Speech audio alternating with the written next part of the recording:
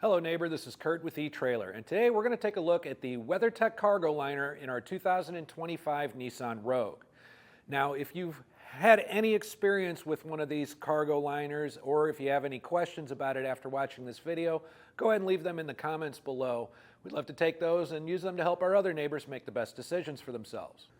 Now, the factory cargo liner that you're going to get with your Nissan Rogue is not going to offer a whole lot of protection when it comes to your factory carpet underneath it. It's very flimsy and thin. I could easily see this getting punctured. And this kind of felt-like material I don't think is going to do a really good job of repelling stains or anything for you either.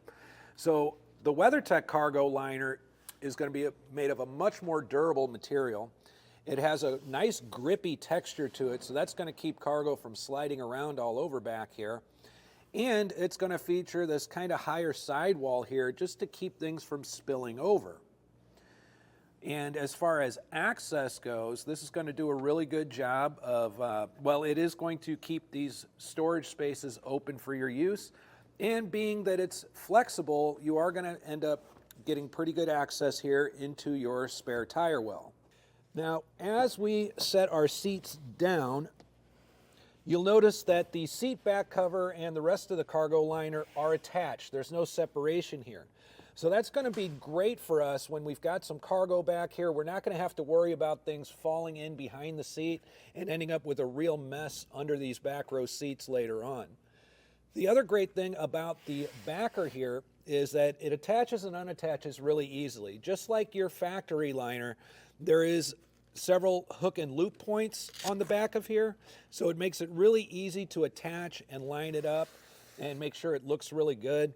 This also has a lip around the edge of it just to keep from any spillage coming over, and you're going to have access to your child safety hoops back here as well. So as you can see, when we have both of the seats down up here, that's going to give us a lot of extra cargo space, and we're going to get really good coverage with this cargo area liner. The only gap that we really have is going to be here in between the seats, but up in this area here, each seat has its own lipped edge, and that's going to really help with any spillage over as well. There's also going to be open areas where those child safety loops are. Now, you may have noticed throughout the video that not all of the edges of the liner are perfect, and that it's curling up a little bit down there toward the bumper. Well, when this comes out of the box, it's all rolled up. So you do have to do a little bit of training to get these laying flat. The curling that we see toward the bumper was in a much worse state yesterday when we took it out of the box. But we put some weight on it and left it in here overnight, and it's flattened out considerably. And that's going to continue to flatten out over time.